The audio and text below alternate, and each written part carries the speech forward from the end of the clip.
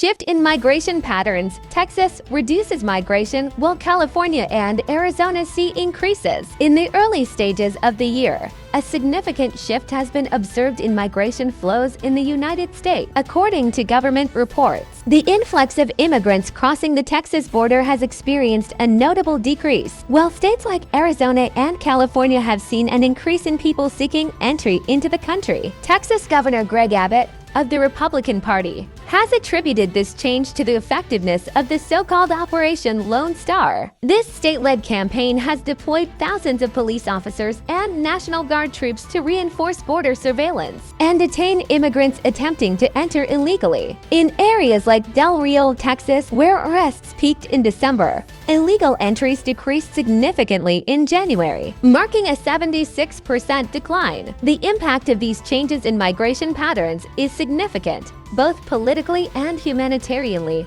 Receiving states, especially Arizona and California, both governed by Democrats, face increased pressure in terms of resources and services to assist incoming immigrants. This could have significant implications, especially considering that Arizona is a key state in national politics, and its support is crucial for President Biden's administration. A recent survey by the Pew Research Center reflects growing concern among Americans about the government's management of migration, with 80% of adults considering a poor job is being done in this aspect. Meanwhile, in southern Arizona, smugglers are capitalizing on remote areas to facilitate mass crossings, knowing that this can quickly overwhelm border authorities and increase the chances of migrants being released into U.S. territory. This situation is fueled by persistent violence and economic difficulties in Mexican states like Jalisco and Michoacan. The route northward to the United States traverses the west coast of Mexico, leading migrants to border crossing points in Arizona and California.